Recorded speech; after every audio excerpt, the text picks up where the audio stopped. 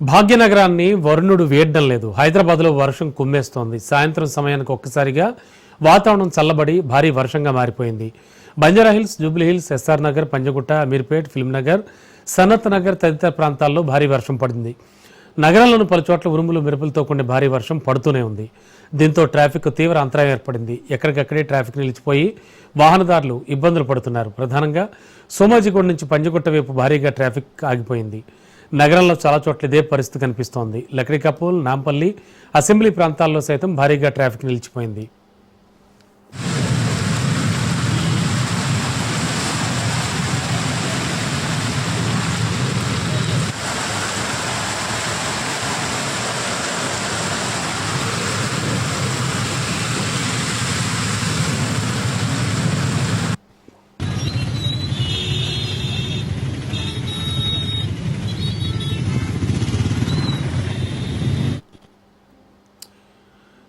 నిమిషానికి వర్ష తీవ్రత పెరుగుతూనే ఉంది. నగరంలోని పలు చోట్ల కుండపోత వర్షం పడుతోంది.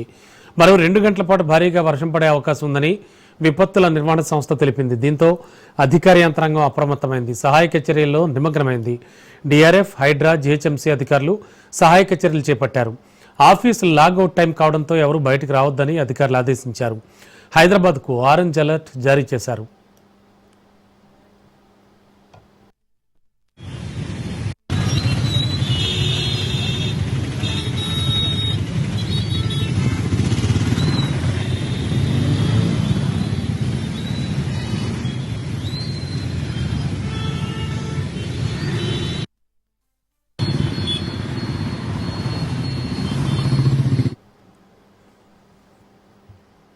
సింగరేణి కార్మికులకు దసరా బోనస్ ప్రకటించింది ప్రభుత్వం. సింగరేణి లాభాల్లో 34% కార్మికులకు పంచాలని నిర్ణయించారు. ఒక్కో కార్మికుడికి బోనస్గా 1,95,610 రూపాయలు పంపిణీ చేయనున్నారు. కాంట్రాక్ట్ కార్మికులకు 5,500 రూపాయలు ఇవ్వాలని ప్రభుత్వం నిర్ణయించింది.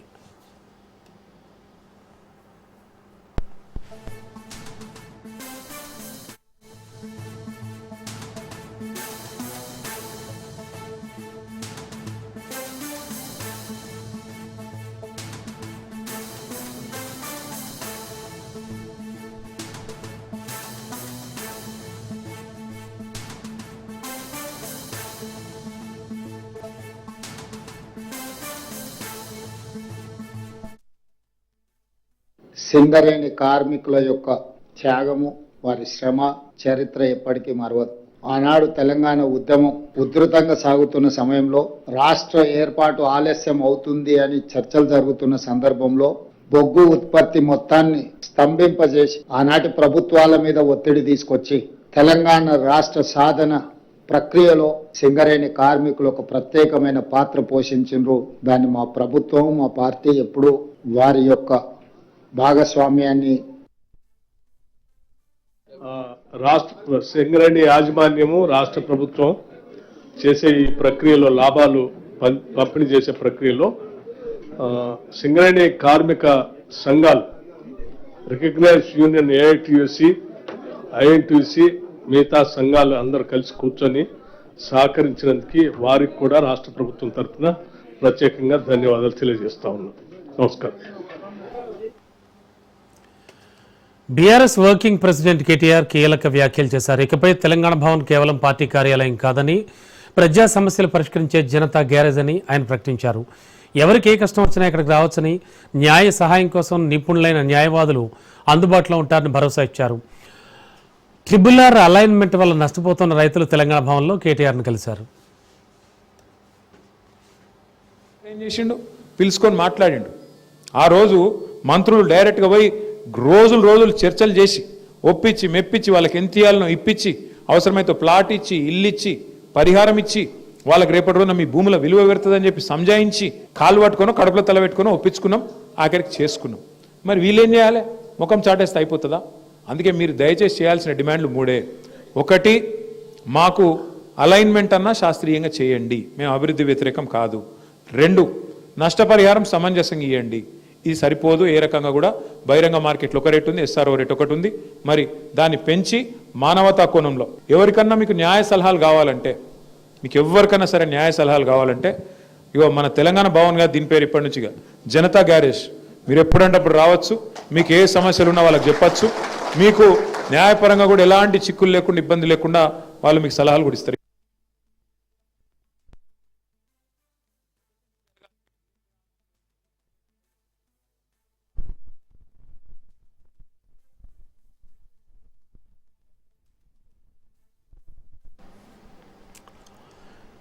తెలంగాణ అసెంబ్లీ కార్యదర్శిని బీఆర్ఎస్ ఎమ్మెల్యేలు జగదీష్ రెడ్డి, సంజయ్, కౌశిక్ రెడ్డి కలిశారు. బీఆర్ఎస్ నుంచి కాంగ్రెస్లో చేరిన ఎమ్మెల్యేలకు సంబంధించి అదనపు సమాచారాన్ని ఇచ్చారు. అసెంబ్లీ సెక్రటరీకి అఫిడవిట్ అందించారు బీఆర్ఎస్ ఎమ్మెల్యేలు.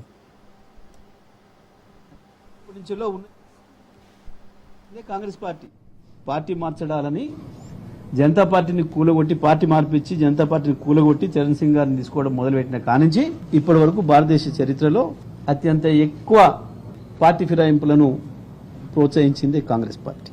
ఎక్కడ బీఆర్ఎస్ పాత్ర లేదు దీంట్లో. ఈ 10 ఏళ్లలో 11 ఏళ్లలో కాంగ్రెస్ ను మించి ఇంకా అంతకంటే ఎక్కువ ఫిరాయింపులు చేసి, అంతకుముందు వ్యక్తులు ఫిరాయింపు చేసేది కానీ ప్రభుత్వాలనే ఫిరాయింపు చేసిండు మోడీ గారు. ఈ రోజు సాయంత్రం వరకు కాంగ్రెస్ పార్టీ ముఖ్యమంత్రిగా ఉన్న ఆయన రేపు పొద్దున తెల్లారే వరకే బీజేపీ ముఖ్యమంత్రి కూడా అయింది. ఇది మనందరం కళ్ళ ముందున్న విషయం. ఇందులో ఈ చట్టంలో టీఆర్ఎస్ పాత్ర ఏం లేదు. స్పీకర్ గారు నిర్ణయం ఏది చేసినా ప్రజల దృష్టిలో మాత్రం ఇప్పటికే వాళ్ళు పూర్తి స్థాయిలో పతనమై ఉన్నారు. ఇది ఇట్లాగే ఇంకా కొనసాగిస్తే, ఈ మాటలు ఇట్లాగే మాట్లాడుతూ ఇట్లాంటి రాతలు రాసి స్పీకర్ గారికి ఇస్తూ ఇంకా మేము ప్రజల్ని మోసం చేయడమే కాదు, స్పీకర్ గారు కూడా గంతలు కడతాం, కోర్టులో కూడా గంతలు కడతాం అనే ఒక ఆలోచనలు వాళ్ళకు ఉంటే అంత మించిన మూర్ఖులు ఇంకోరు ఉండరు. తప్పకుండా వాళ్ళు అనర్హులు కావడం ఖాయం. మళ్ళీ ఎన్నికల్లో ఎవరైనా నిలబడితే కూడా వాళ్ళు మట్టిగరవడం కూడా ఖాయం. తప్పకుండా చేసిన తప్పుకు సరైన శిక్ష అనుభవించడం కూడా ఖాయం. BRS party Narmetta oil palm factory ప్రారంభం రాష్ట్రంలోని వేలాది రైతుల జీవితాల్లో గుణాత్మక మార్పు తీసుకొస్తుందని హరీష్ రావు తెలిపారు. ఫ్యాక్టరీ ద్వారా రైతులు కొత్తగా ఆర్థిక అవకాశాలను పొందగలుగుతారని చెప్పారు. కేసీఆర్ నేతృత్వంలో 120 లక్షల ఎకరాల్లో వరి పండింపచేసే దశకు తెలంగాణ రైతులు చేరుకున్నారని సంతోషం వ్యక్తం చేశారు. నేడు కాంగ్రెస్ ప్రభుత్వం రైతుల విశ్వాసాన్ని కోల్పోతోందని విమర్శించారు.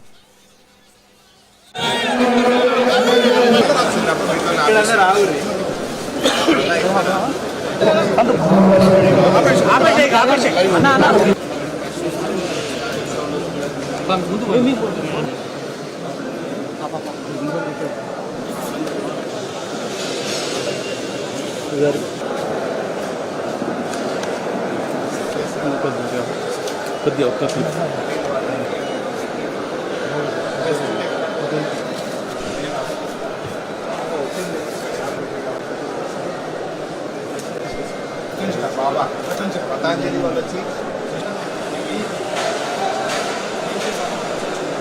అయితే ఇలా సందట్లో సడేమియా అన్నట్టు మొక్క పెట్టింది మనము, రీసెర్చ్ చేపించింది మనము, ఫ్యాక్టరీ మంజూరు చేపించింది మనము, జేబులో కట్టెలు పెట్టుకొని తిరుగుతారు ఇక కాంగ్రెస్ వాళ్ళు. ఇక యాడ ఉంటాడో రిబ్బన్ కత్తిరిచుడే, పెట్టుడు లేదు కట్టుడు లేదు కానీ రిబ్బన్ మాత్రం కత్తిరిస్తురుగా. ఇదొకటి కొత్త కథ మోపోయింది. వీడికి వస్తారట్టు ఇంకా వచ్చి రిబ్బన్ కత్తిరిస్తాం ఇక అంత మేమే మోసినట్టే, ఇక బరువు మోసినట్టే. ఇది ఎవరు పెట్టించిర్రు, ఎవరు దండాడినరు, అసలు ఈ నీళ్ళు ఎట్లా వచ్చినాయి, ఆ చెక్ డ్యామ్లు ఎట్లా కట్టినరు, ఆ చెరువులు ఎట్లా అయినాయి, కాళేశ్వరం నీళ్ళు ఇడికి ఎట్లా ముట్టినాయి, ఈ నర్సరీలు ములుక్ కాడ ఒక నర్సరీ పెట్టినాం, రంగనాయక్ సాగర్ కాడ ఒక నర్సరీ పెట్టినాం, ఈ హుస్నాబాద్ కాడ ఒక నర్సరీ పెట్టినాం. ఆయిల్ పామ్ మొక్కలు పెంచడానికి కూడా 3 నర్సరీలు పెట్టి తండ్లాడి మొక్కలు పెంచి రైతులకు ఇచ్చి అంత చేసి పెడితే ఇక మేము తిరిగి వస్తామన్నట్టు వచ్చింది. ఈ రకంగా జరుగుతా ఉంది.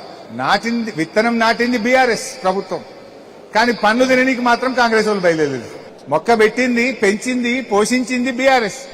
ఆ పనులు వస్తే మాత్రం ఇక మేము తెంపుకుంటామంటూ అమాయకులు అంత ప్రజలకు తెలియదా దాని వెనుక చెమట చుక్కలు ఎవరికి పడ్డాయి, దాని వెనుక తండ్లాట ఎవరి, ఈ నీళ్ళు ఆడికేలు వచ్చినాయి, ఈ మొక్కల ఆడికేలు వచ్చినాయి, ఈ ఫ్యాక్టరీ ఆడికేలు వచ్చింది తెలియదా. ఈ ఫ్యాక్టరీ ఆ రోజు నిరంజన్ అన్న వ్యవసాయ. Welcome back. ఏపీ శాసన మండలి సమావేశాల్లో వైసీపీ టీడీపీల మధ్య డైలాగ్ వార్ కొనసాగుతోంది. మెడికల్ కళాశాలల ట్రిపుల్ అంశంపై చర్చ జరిగేలా చూడాలని చైర్మన్పై వైసీపీ ఒత్తిడి తీసుకొస్తోంది. తక్షణమే ఈ అంశంపై చర్చించాలని మండలి చైర్మన్కు వాయిదా తీర్మానం కూడా అందజేసింది. అయితే ఈ తీర్మానాన్ని చైర్మన్ తిరస్కరించడంతో ఎమ్మెల్సీలు ఆందోళనకు దిగారు. పోడియం చుట్టుముట్టి నినాదాలు చేశారు. దీంతో సభను వాయిదా వేసిన చైర్మన్ మోషన్ రాజు మరోసారి బీఏసీ సమావేశం నిర్వహించారు. అయితే బుధవారం మెడికల్ కళాశాలలపై చర్చించేందుకు ప్రభుత్వం అంగీకరించడంతో సభ కొనసాగింది. అంతకుముందు నల్ల కండువాలతో శాసనమండలికి హాజరైన వైసీపీ ఎమ్మెల్సీలు మెడికల్ కాలేజీల ప్రైవేటీకరణ నిర్ణయాన్ని వెనక్కి తీసుకోవాలంటూ నినాదాలు చేశారు. మరోవైపు ఏపీ షాప్స్ అండ్ ఎస్టాబ్లిష్మెంట్ చట్ట సవరణ బిల్లును వ్యతిరేకిస్తూ వైసీపీ సభ్యులు సభ నుంచి వాకౌట్ చేశారు. ఈ బిల్ కారణంగా కార్మికులు నష్టపోతారని, మహిళలకు రక్షణ కరువు అవుతుందని తీవ్ర అభ్యంతరం వ్యక్తం చేసింది వైసీపీ. బిల్లు కారణంగా కార్మికులపై పనిభారం పెరుగుతుందని అభ్యంతరం వ్యక్తం చేయడంతో బిల్లును మండలిలో ఉపసంహరించుకుంటున్నట్లు ప్రకటించారు మంత్రి వాసంశెట్టి సుభాష్. బీఎస్సీలో నిర్ణయం తీసుకున్న తర్వాత బీఎస్సీని దాన్ని డివైడ్ అయ్యి దాని నుంచి బిజినెస్ తేకంట మరి ఏ విధంగా వాళ్ళు అయ్యారని అధ్యక్ష, దానికి రూల్ లేదా మన రూల్ బుక్ లో చెప్పంటారా? దాన్ని ఏ విధంగా వచ్చారు? అది తప్పు కదా చూసా. అందుకు కాబట్టి దయచేసి ముందు ఏదైతే మా డిమాండ్ ఉందో బీఎస్సీలో ఏదైతే మనం అంగీకరించామో ఆ డిబేట్ ని జరిగి తీరాలి అనేది మా డిమాండ్. ఎందుకంటే ఇది ప్రజల సమస్య, ఇది ప్రజల సమస్య, ఇది యువకులకు రాజకీయమైన సమస్య కాదు. కోట్లాది మంది ప్రజలకి ఇస్తున్న ప్రజా ఆరోగ్యానికి సంబంధించిన సమస్య. వాళ్ళందరూ ఎంత ఇబ్బంది పడుతున్నారో ఈ సమస్య. కాబట్టి జరగాలి, డిబేట్ జరగాలి. మీరు తీసుకున్న నిర్ణయం ప్రజా వ్యతిరేకమైన రద్దవ్వాలి. అప్పుడే ముందుకెళ్తాం. అంతేగాని మాకు ఇంకో దురుద్దేశం లేదు. మొత్తం ఎక్స్ప్లెయిన్ చేస్తాము. ఈ రోజు తీసుకున్నటువంటి నిర్ణయం వల్ల ప్రజలకు ఏ రకంగా మేలు జరుగుతుంది, ప్రజలకు ఏ రకంగా ఉపయోగపడుతుందని చెప్తాం అధ్యక్ష. మీరు ఏదైతే ఎజెండాలో పెట్టారో ఆ ఎజెండా ప్రకారం తీసుకోండి. ఈ రోజు ఎజెండాలో ఒక ఇష్యూ తీసుకున్నారు, రేపు ఇంకోటి తీసుకోండి. ముందు సభ అదుపులో పెట్టండి అధ్యక్ష. సభ అదుపులో పెట్టండి. తమరే గత గవర్నమెంట్ లో చైర్మన్ గా ఉన్నారు, మేము సభ్యులుగా ఉన్నాం. ఓడిఎం దాటి అక్కడికి రాలేదు అధ్యక్ష. వైసీపీ పుట్టిందే ఉప ఎన్నికల నుంచని టీడీపీ నేతలకు ఎమ్మెల్యేల అనర్హత గురించి మాట్లాడే హక్కు లేదన్నారు వైసీపీ ఎమ్మెల్సీ తలశీల రఘురాం. గతంలో టీడీపీ ఎమ్మెల్యేలు 2.5 ఏళ్ల పాటు శాసనసభకు రాలేదని ఆయన గుర్తు చేశారు. దమ్ముంటే జగన్పై అనర్హత వేటు వేయాలని తాము సిద్ధంగా ఉన్నామన్నారు. ఇక పులివెందుల ఉప ఎన్నికను రెఫరెండంగా ఒప్పుకుంటారా అని ఆయన ప్రశ్నించారు. అవసరమైతే తామే జగన్మోహన్ రెడ్డితో రాజీనామా చేయిస్తామని, కేంద్ర బలగాలతో ఎన్నికలు జరపడానికి సిద్ధంగా ఉన్నారంటూ ప్రశ్నించారు తలశీల. దీనిపై సీఎం చంద్రబాబుతో ప్రకటన చేయించాలన్నారు. మేమే జగన్మోహన్ రెడ్డి గారిని ఒప్పించి రాజీనామా చేపిస్తాం. మీరు కేంద్ర ప్రభుత్వ సాయుధ బలాలతో ఎన్నిక నిర్వహించండి. దానికి మీరు సిద్ధమైన ఇది ప్రభుత్వం తెలియజేయాలి. దానికి సిద్ధమైతే మీరు ఈ చర్చ అనవసరం, మేమే రాజీనామా చేపిస్తాం. మేము సవాల్ చేయడం కాదు. మీరు ఏం చెప్తున్నారు? అనర్హత వేటు వేస్తాం అని చెప్తున్నారు. మీరు వేయండి, అనర్హత వేటు వేయండి. దానికి సంబంధించి మేము సిద్ధంగా ఉన్నాం. జగన్మోహన్ రెడ్డి గారు ఏ రోజు కూడా ఉప ఎన్నికలకు భయపడరు. వైఎస్ఆర్ కాంగ్రెస్ పార్టీ బలపడింది. వ్యవసాయం, దాని అనుబంధ రంగాల ద్వారా రైతులను నెంబర్ 1గా మార్చేందుకు ప్రభుత్వం కట్టుబడి ఉందన్నారు సీఎం చంద్రబాబు. రైతులు వ్యవసాయం కోసం ప్రభుత్వం చేపడుతున్న చర్యలను పవర్ పాయింట్ ప్రజెంటేషన్ ద్వారా వివరించారు. రైతులు రసాయన ఎరువులు, పురుగుల మందుల వినియోగం తగ్గించాలని సూచించారు. అప్పుడే నాణ్యమైన పంట ఉత్పత్తులు వస్తాయన్నారు. ఈ విషయంలో రైతులను రెచ్చగొట్టే వారి పట్ల అప్రమత్తంగా ఉండాలని హెచ్చరించారు. దీన్ని తీవ్రంగా ఖండిస్తున్నాం. ఈ చర్యలన్నింటినీ కూడా మీ ద్వారా రాష్ట్ర ప్రధానికి వాస్తవ విషయాలు మేము చెప్తాం. మా మెడికల్ మీద చర్చ రేపు వచ్చి డిమాండ్ చేస్తాం. రేపు స్టీల్ ప్లాంట్ మీద, రాష్ట్రం దీని మీద మా డిమాండ్ ఉంది. ఆ డిమాండ్లో రేపు వచ్చి వస్తుంది. స్టీల్ ప్లాంట్ తాలూకా స్టేటస్ ఏంటి, ప్రైవేటీకరణ మీద ఏంటి, దాని మీద డిస్కషన్. ఆ తదుపరి జీఎస్టీ పునర్వ్యవస్థీకరణపై ఏపీ మాజీ సీఎం వైసీపీ చీఫ్ జగన్ ప్రశంసలు కురిపించారు. ఈ సంస్కరణల వల్ల పన్ను విధానం మరింత సులభతరం అవుతుందని ట్వీట్ చేశారు. వస్తువుల ధరలు తగ్గడం, సేవలు సులభంగా అందడం వంటి లాభాలు ఉంటాయని ఆయన పేర్కొన్నారు. చిన్న సమస్యలు ఎదురైనా చివరి ఫలితంగా వినియోగదారులకు లాభం చేకూరుతుందని ఆయన అభిప్రాయపడ్డారు. జీఎస్టీ పునర్వ్యవస్థీకరణ ఆర్థిక వ్యవస్థను మెరుగుపరిచి కొత్త ఊపిరిని అందిస్తుందని పేర్కొన్నారు.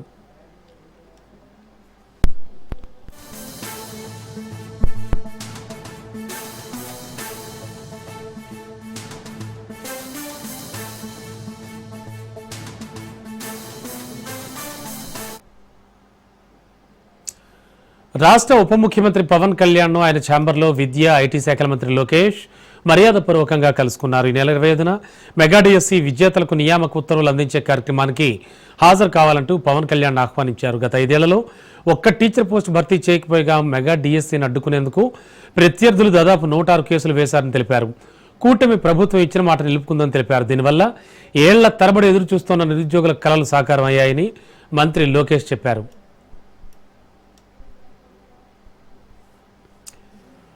సచివాలయంలో ఇటలీ పారిశ్రామికవేత్తలతో మంత్రి శ్రీధర్ బాబు భేటీ అయ్యారు. ఏరోస్పేస్, డిఫెన్స్ రంగాల్లో తెలంగాణలో పెట్టుబడులు పెట్టాలని కోరారు. పెట్టుబడులకు తెలంగాణలో విస్తారమైన అవకాశాలు ఉన్నాయని చెప్పారు. దేశంలోనే అతిపెద్ద ఏరోస్పేస్ డిఫెన్స్ హబ్గా తెలంగాణ దూసుకెళ్తుందని అన్నారు. ఇక అవియానిక్స్, రాడార్, సెన్సార్ సిస్టమ్స్లో కూడా పెట్టుబడులు పెట్టాలని పిలుపునిచ్చారు. న్యూ స్పేస్, చిన్న ఉపగ్రహాల రంగంలో పెట్టుబడులకు తెలంగాణ సిద్ధంగా ఉందన్నారు. కాంపోనెంట్ల తయారీ, సప్లై చైన్లో పెట్టుబడులకు ఆహ్వానం పలికారు మంత్రి శ్రీధర్ బాబు.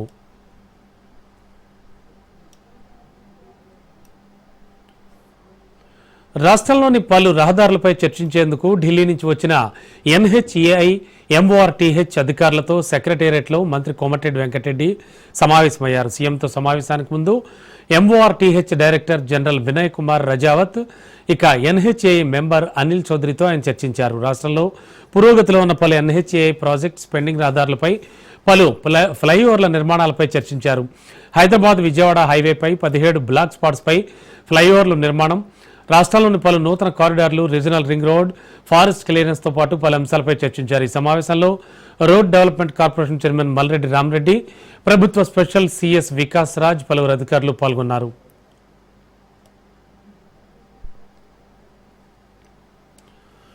ముఖ్యమంత్రి రేవంత్ రెడ్డి ములుగు జిల్లా మేడార్లో పర్యటించనున్న నేపథ్యంలో ఏర్పాట్లు పర్యవేక్షించారు మంత్రి సీతక్క.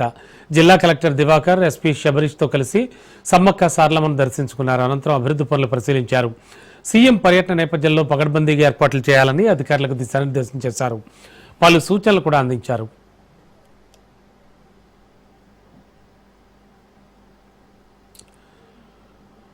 గాజుల రామారంలో హైడ్రా కూల్చివేతలు జరిగిన ప్రాంతాల్లో మల్కాజ్గిరి ఎంపీ ఈటెల రాజేందర్ పర్యటించారు. కూలీ పనులు చేసుకునే పేదలను కొల్చడం దుర్మార్గమన్నారు. గత ప్రభుత్వ హయాం నుంచే విలువైన ప్రభుత్వ భూములు కబ్జాలకు గురవుతున్నాయన్నారు. నాయకులే కబ్జా చేసి రియల్ ఎస్టేట్ వ్యాపారాలు చేస్తున్నారని ఆరోపించారు. రేవంత్ రెడ్డి ప్రభుత్వం హైడ్రా పేరుతో కోట్లు కొల్లగొడుతోందన్నారు. తక్షణమే ప్రభుత్వం స్పందించాలన్నారు.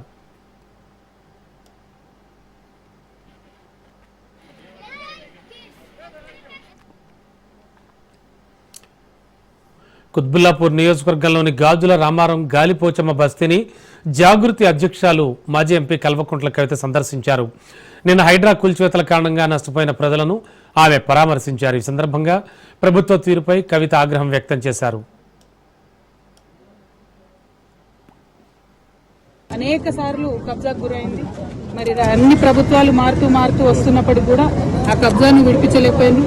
ఇప్పుడు హైడ్రా సడన్ గా వచ్చేసి పెద్దవాళ్ళ జోలికి పోకుండా పేదవాళ్ళ ఇండ్ల మీద పడి రాత్రికి రాత్రి మరి మీరు ఖాళీ చేస్తారా సస్తారా అని చెప్పి చిన్న పిల్లలు ఉన్నారు. ఒక పక్క వర్షం పడుతుంది, ఇంకొక పక్క పండగ వచ్చింది. అన్ని ఉన్నటువంటి సందర్భంలో కూడా మరి ప్రత్యేకించి కూలగొట్టడం దారుణం. ఇవన్నీ ఒక పక్కనైతే కోర్టు ఇదివరకు స్పష్టంగా చెప్పింది, ఆ శనివారము ఆదివారము మీరు ఎవరి జోలికి వెళ్ళకండి, వాళ్ళు కోర్టుకు వచ్చేటటువంటి అవకాశం ఇవ్వాలి. ఈ దేశంలో న్యాయ వ్యవస్థ ఉన్నది కాబట్టి న్యాయ వ్యవస్థను గౌరవించాలని చెప్పింది. అయినా సరే ఈ ప్రభుత్వం దాన్ని విస్మరించి నిన్న ఆదివారం పూట వచ్చి ఇక్కడ బస్తీలో ఇల్లు కూలగొట్టడం అంటే మామూలు విషయం కాదు, చాలా దారుణమైన విషయం. వరదలతో పేదలు ఎక్కువగా నష్టపోతున్నారన్నారు హైడ్రా కమిషనర్ రంగనాథ్. వరదలు నివారించాలంటే నాలాల విస్తరణ పెంచాలన్నారు. వరదలు అరికట్టేందుకు హైడ్రా ప్రయత్నం చేస్తోందన్నారు హైడ్రా కమిషనర్.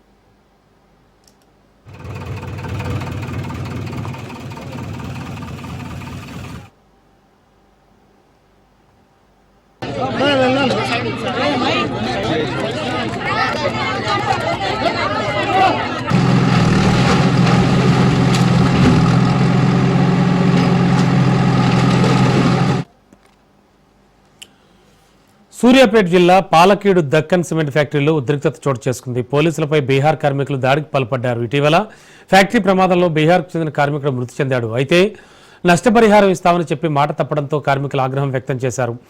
ఆఫీసుపై దాడి చేసి అద్దాలు, ఫర్నిచర్ ధ్వంసం చేశారు. పరిస్థితి అదుపు చేయబోయిన పోలీసులపై దాడికి దిగారు. పోలీస్ వాహనంపై రాళ్లు రువ్వారు.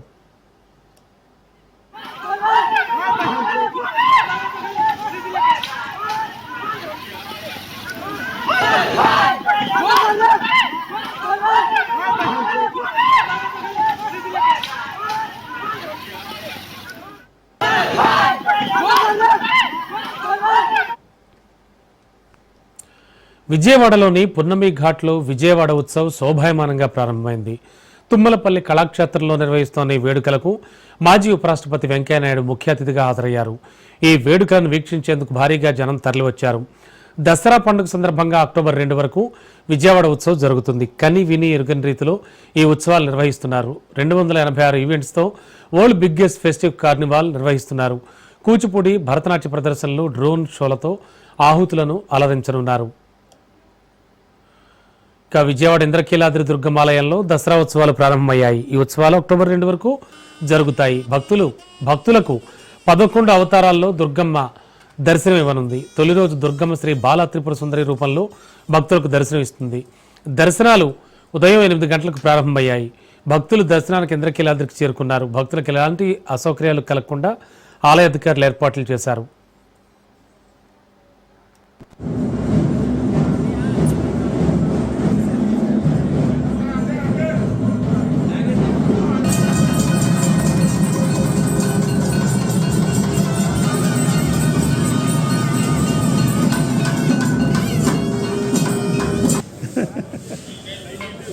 ఎరా కొత్త రాలేదా ఈ గొడుగులు అని పిల్లలు అడిగి డబ్బులు ఏమన్నా కాడికి అయిపో.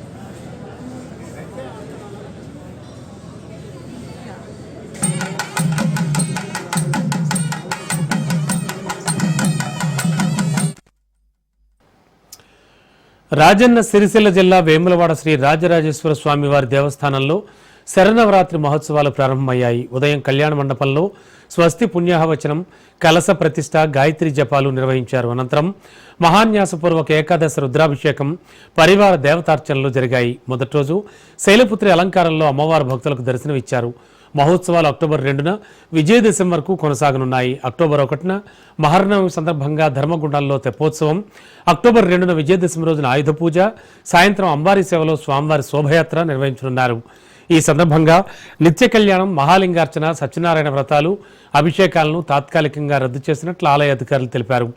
భక్తులకు ఎలాంటి ఇబ్బందులు లేకుండా అన్ని ఏర్పాట్లు పూర్తి చేసినట్లు వెల్లడించారు.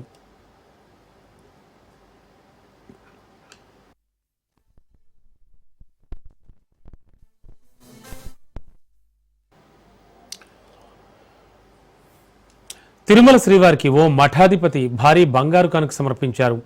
1.8 కోట్లు విలువైన 15 బంగారు పతకాలు, 2 వెండి పళ్ళ్యాలను కానుకగా సమర్పించారు. శ్రీ సంస్థాన గోకర్ణ పర్తగాలి జీవోత్తమ మఠాధిపతి శ్రీమద్ విద్యాధీశ తీర్థ స్వామీజీ రంగనాయకుల మండపంలో ఆలయ పేష్కార్ రామకృష్ణకి కానుకను అందజేశారు. మఠాధిపతి సమర్పించిన బంగారు పతకాలని ఉత్సవమూర్తుల అలంకరణకు వినియోగించనున్నారు ఆలయ అర్చకులు.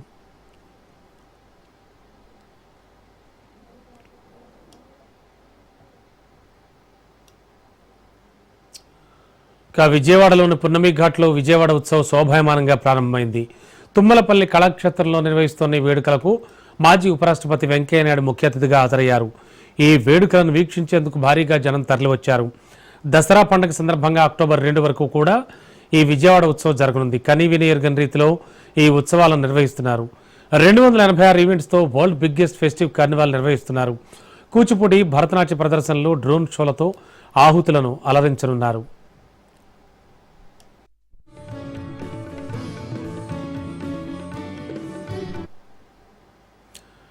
ఛత్తీస్గఢ్లో భారీ ఎన్కౌంటర్ జరిగింది. నారాయణపూర్ జిల్లాలో 2 మావోయిస్టు అగ్రనేతలు మృతి చెందారు.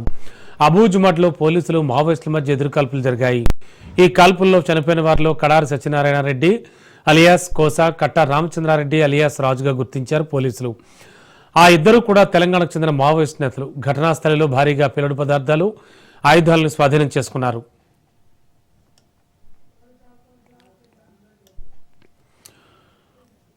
ఛత్తీస్గఢ్ ఎన్కౌంటర్పై కేంద్ర హోంశాఖ మంత్రి అమిత్ షా స్పందించారు. మావోయిస్టుల అగ్రనాయకత్వాన్ని మట్టుబెట్టామన్నారు. మావోయిస్టులపై పోరులో అతిపెద్ద విజయం అన్నారు అమిత్ షా. ఇక మిగిలిన మావోయిస్టు నాయకులను కూడా అంతం చేస్తామన్నారు. 2026 మార్చి నాటికి మావోయిస్టు ముక్త భారత్ ఖాయమన్నారు అమిత్ షా.